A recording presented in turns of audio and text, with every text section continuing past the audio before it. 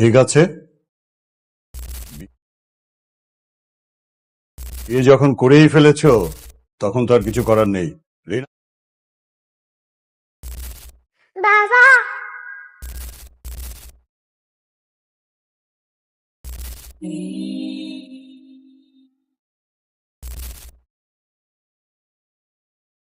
Hello guys, আসসালামু আলাইকুম। আশা করি তোমরা সবাই ভালো আছো। তোমাদের দয়ায় আমিও ভালো আছি।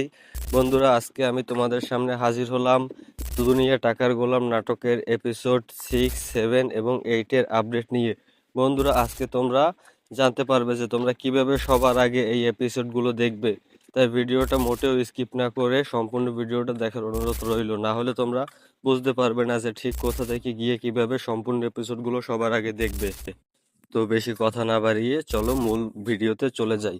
ভিডিও শুরু করার আগে বন্ধুরা একটা কথা বলে নিই, যদি তোমরা আমাদের চ্যানেলে নতুন দর্শক হয়ে থাকো তাহলে অবশ্যই চ্যানেলটি সাবস্ক্রাইব করবে, কারণ আমাদের পুরনো দর্শকরা জেনে থাকেন আমরা যে নাটকগুলো সরাসরি আপলোড করতে পারি না কপিরাইট স্ট্রাইক থাকার কারণে, কিন্তু আমরা নাটকের এপিসোডগুলো প্রতিদিন বিকেল 3টায় এবং সন্ধ্যা 6টায় আপলোড করে থাকি। তাই তোমরা যদি আমাদের চ্যানেলটা সাবস্ক্রাইব করে থাকো এবং বেল আইকন অন করে থাকো তাহলে আমরা নাটকের এপিসোডগুলো আপলোড দেওয়ার সাথে সাথে তোমরা নোটিফিকেশন পাবে এবং সেখান থেকে ঢুকে নাটকগুলো ভিজিট করতে পারবে।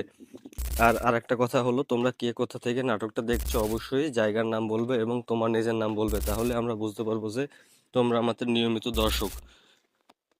গত পর্বে দেখতে পাই আমরা যে সেজানের নামে যত সম্পত্তি আছে তা তার মা এবং তার পুরনো স্ত্রী, তার সন্তান তারা নিয়ে নেয় এবং সেজানের যে বউ, সেজানের পর আগের বউকে আরেকজন বিয়ে করে, তার সুগন্ধি বিয়ে করে বাড়িতে নিয়ে আসে এবং তাদের বাড়িতে এটা দেখে তো সবার চোখ কপালে উঠে যায়, কিন্তু সেজান তার কোনো কিছু মনে হয় না। গোলাম সে মনে করে যে এতে তার কিছুই না, সে এই ব্যাপারে আর কিছু বলে না। তারপর এপিসোডটি এখানেই শেষ হয় এবং আমরা পরবর্তী এপিসোডের জন্য দেখতে পাবো যে অধীর আগ্রহে যে পরবর্তী এপিসোডে নতুন মোড় নিয়ে এসেছে, যে সেজান তার কি স্মৃতিশক্তি মনে করবে এবং তার পরিবার সে কি জানতে পারবে যে তাকে অজ্ঞাত অবস্থায় আরো 2 মাস আগে নদীর কূল সে পেয়েছে, তাই তার কোনো স্মৃতি মনে নাই।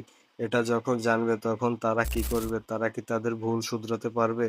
এটা মনে হয় না পারবে, কিন্তু তারা উচিত সেজানের আগে বিষয় খোঁজ খবর নেওয়া, কিন্তু তারা সেজানের খোঁজ খবর না নিয়ে তারা অথচ গোলামকে মিথ্যা মনে করে, গোলামকে দোষী সাব্যস্ত করে তারা নিজেরা একটা ডিসিশন নেয় এবং তার বড় আগের স্ত্রী সে তার বাবা চাওয়ার জন্য মেয়ের জন্য, তাই সে আবার বিয়ে করে। এক্ষেত্রে সেজানের মা তাকে ফোন দেয় এবং গোলামকে বলে যে তোর প্রথম স্ত্রী তো বিয়ে